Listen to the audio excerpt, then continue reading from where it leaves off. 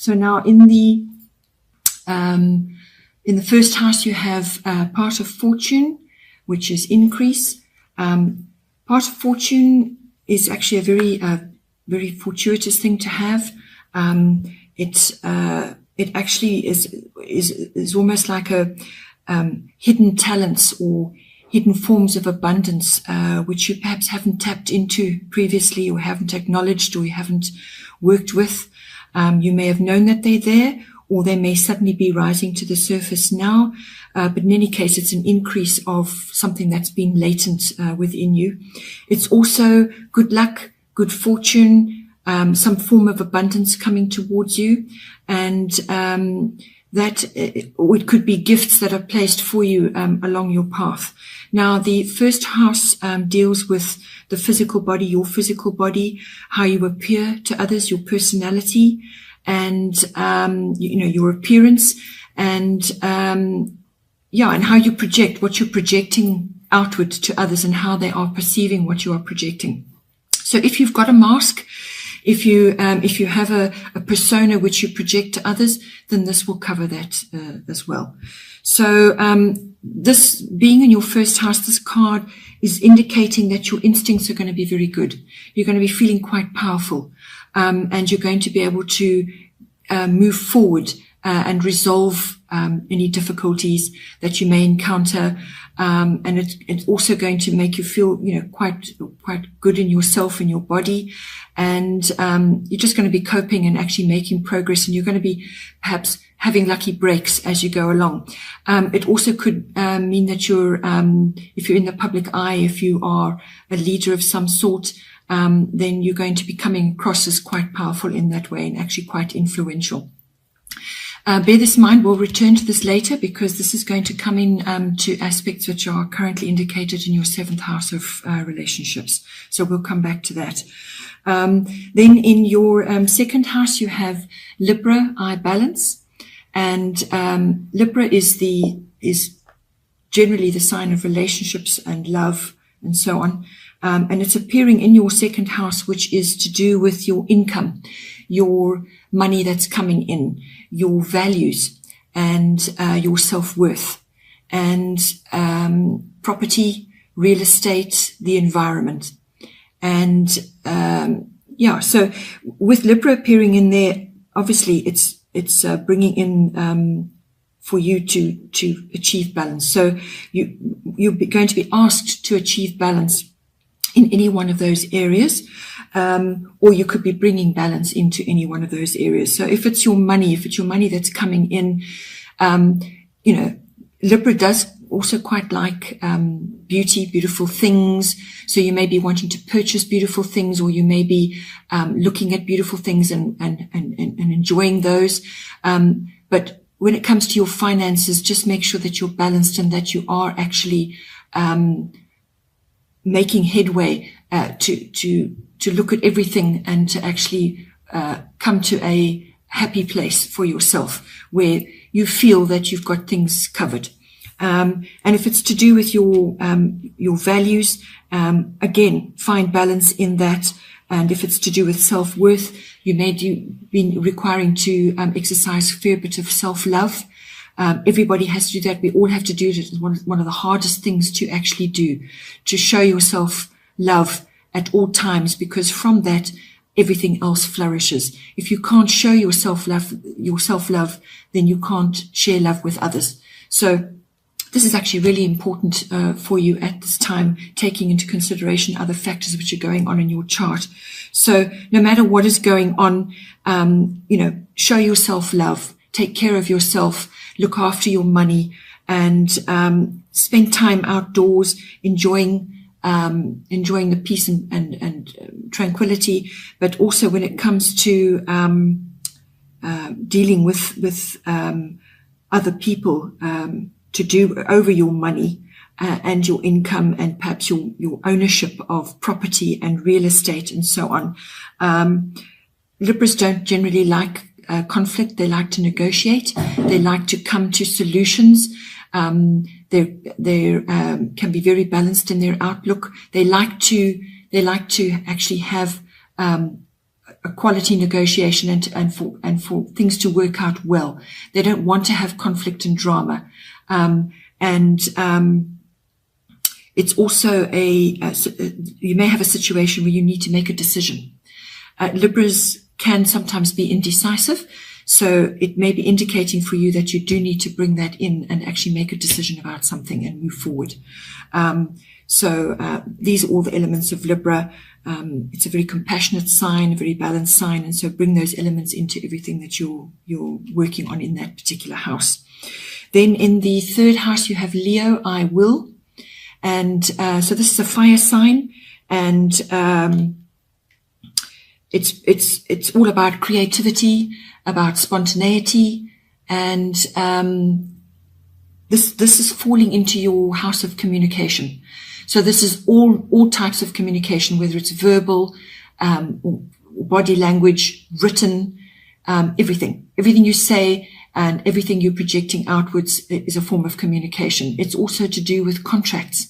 So if you are dealing with contracts of any kind, then just bring as much creativity into that as you possibly can. So you may need to be quite inventive and come up with unique solutions. It's also to do with what you're projecting outwards to others, and so you may just need to tap into your heart and communicate from your heart. And if this is to do with people in your close relationships, you may need to be a bit more creative and more spontaneous and bring more warmth into what you're saying. So don't be cutting, and don't go off the deep end and create drama, unnecessary drama. Harness a more creative solution when it comes to your communication, and bring more warmth in, and a bit more joy and spontaneity in there.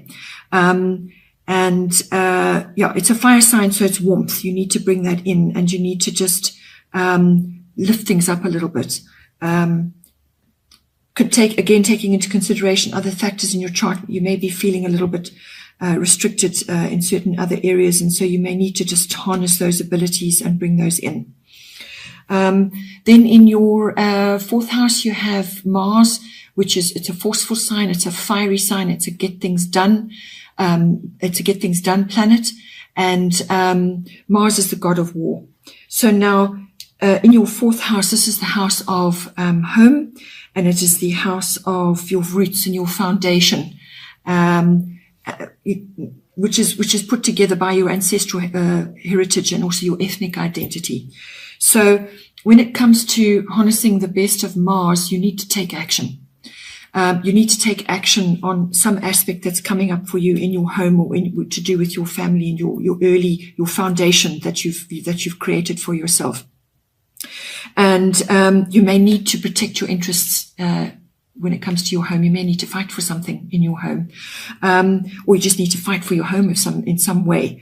You need to be quite forceful but not aggressive. Always bear that in mind with Mars. Mars can be very warlike and aggressive.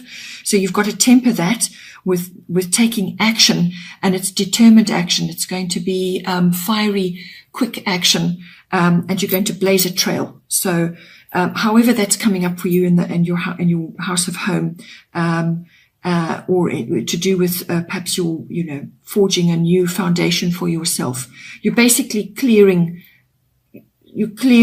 what has been there before, and you're taking action to bring about newness, and to bring about what you want, or to protect what you already have. Okay. Then we have in the fifth house, we have Neptune. Sacrifice is one of the aspects it brings in. This is a watery sign, and it's coming into your fifth house, which is your house of creativity, children, and having fun. So all kinds of recreation, sport. It can also be gambling, all these sort of love affairs, romance, having fun, any of those sorts of light-hearted activities. So with Neptune in there, this could cover a great many aspects, actually. So when it comes to your children, you may be making sacrifices, or you have made sacrifices, or you will be required to make sacrifices of some sort. It's also maybe that your children are going through a phase of a bit of confusion, a bit of uncertainty about they're not quite sure what's going on, because Neptune can bring in, it has two sides to it. It has the beautiful, imaginative connection to the divine, very spiritual quality about it, wonderfully spiritual connection. But the other side of that is a bit of illusion or disillusionment, or perhaps not seeing things as clearly as you should. Perhaps it's just a period that will pass where you're just feeling a little bit confused. And Neptune is also can bring about feelings of escape. So you may be wanting to escape into fun activities, or into a love affair, to escape other issues that are going on. And you're just wanting to just retreat and enjoy light-hearted, fun activities, sports, some sort of distraction. But it could also be your children going through that, or they're facing some kind of situation which is confusing for them, or you may be seeing that in relationship to your children. So you're going to be dealing with that in those areas. And if it's to do with your creative projects or your creativity in general, try to harness the higher aspects of Neptune, which, as I said, is imaginative. It's beautiful, and its connections to the divine. It's a very illuminating planet to have. It's a planet of enlightenment as well, in connection with the spirit world and your spirituality and the divine. So, if you are working on various creative projects, you're being asked to tap into that aspect and ground that, bring that down. As I said, it's a very watery aspect to be having, and the fifth house is actually the house of Leo, so it's normally a sun, ruled by the sun. So it's a kind of, you may just be feeling a little bit confused or a little bit unsure about something that's coming up for you in the fifth house. But endeavor always to aim for the more positive aspects of it. And if it comes to having fun, get out. Maybe you need to get out on the water. Maybe you need to be next to water, or enjoy boating, or some kind of fun activity which involves water of some sort. Then in your sixth house you have Capricorn IUs, and so your sixth house is all to do with it's basically the house of work. It's the house of your mastery of your craft, your workplace, your work colleagues, and your projects that you're working on. It's also the house of health and diet, and the house of pets. So you've got Capricorn appearing there. Capricorn is a very stable, earthy sign. It's ruled by Saturn, which is it's about hard work. Basically, you've got to put in time and effort, and you may not be seeing results immediately because it's a slow moving energy. It's not quick. It's not overnight. So you're going to be putting your building blocks in one at a time, and making a firm structure, or creating a structure or a very good foundation. Capricorns are masters of construction, of building things, whether it's a business or some kind of project. And they go about it, they set their goal and they go for it with great determination and resourcefulness. So you need to bring those elements into the sixth house. And they also are very good at using their contacts. So you may be coming across contacts who are going to help you, or going to give you good direction in how to move forward. So it's almost like social contacts. It's also work contacts, just really good solid leads and people that are going to assist you, or just drop pearls of wisdom in your lap. And so be aware of that, obviously, that you handle that with integrity. You don't use these people to further yourself. What you do is you harness what they're giving you, and then you use that to move forward. And so you may be bringing those elements in. If it's to do with your health, if a health and diet is coming up, you may need to examine, have a good look at your skeletal structure and your possibly your tendons and your connective tissue are taking a bit of strain, or your skeletal structure. So it's things like visiting chiropractors, taking vitamin D and calcium, magnesium, all of those. And also it may also be dental issues coming in. So Saturn, which rules Capricorn, rules the strong structures of the body. So you may be required to just boost that, because if you're going through stresses and strains, then the body takes strain. It really does. So any dental issues indicates very old, deep-seated subconscious issues which are now rising to the surface to be dealt with. So you may be looking at, you may be dealing with that as well. Then in the 7th house, you have the Yod, which is a destiny card.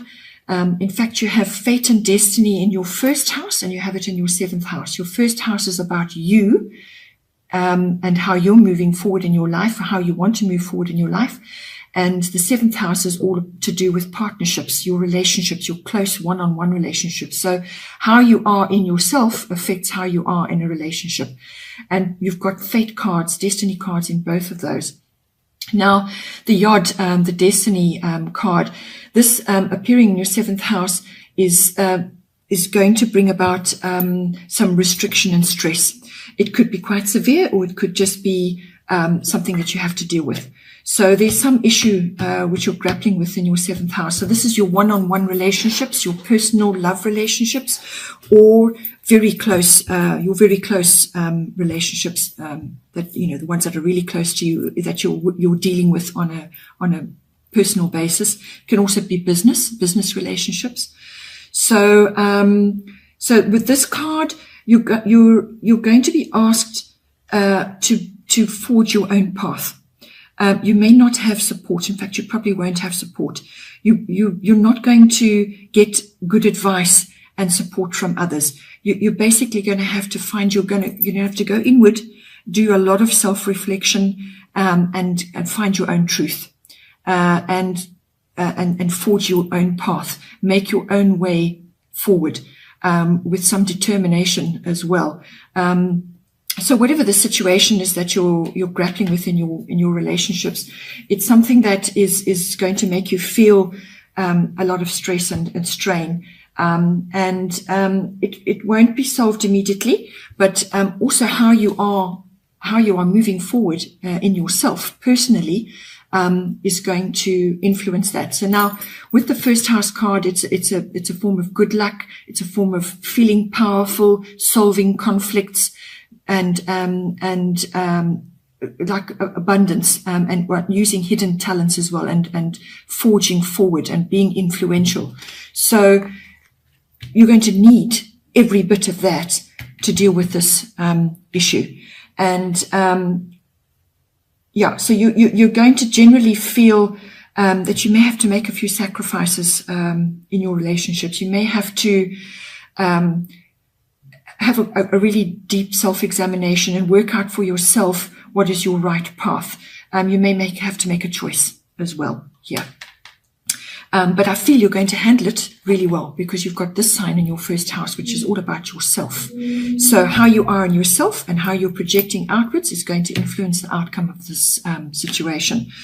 So after the self-examination and reflection, then I feel you will be able to move forward, and you'll be able to deal with these issues. You will have pulled out your truth. You will have pulled out what resonates for you, what feels right for you in this situation, and the way you communicate about it is going to be very important as well. This is bringing in that warmth, bringing in that that creativity and spontaneity, and then balancing your finances as well. You're going to be, you need to be feeling in a good place in order to deal with this issue which is coming up. Then moving on from that into the 8th house. This is the South Node. It's to do with the past and dealing with past debts, if it's past life, but it can also be just putting the past to bed.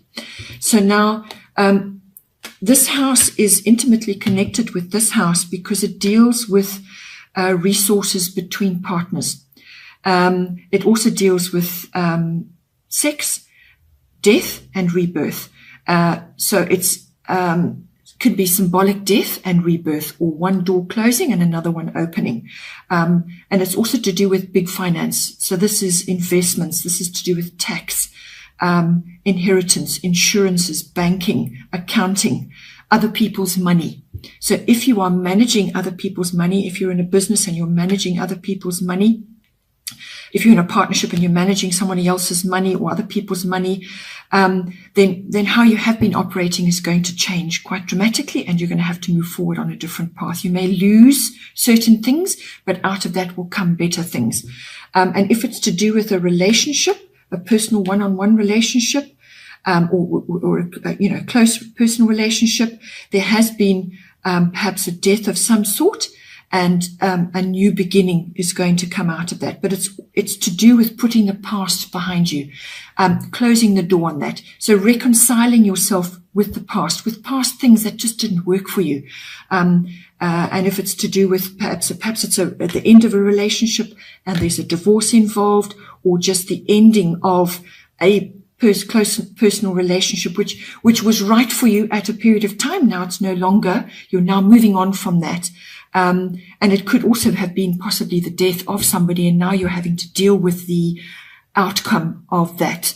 And it's all to do with the financial issues around that. But it's also to do with past life issues if you are into that. It's basically to move forward in your life. You have to, yes, reflect on the past, but you have to close the door on that and move forward and focus on the future.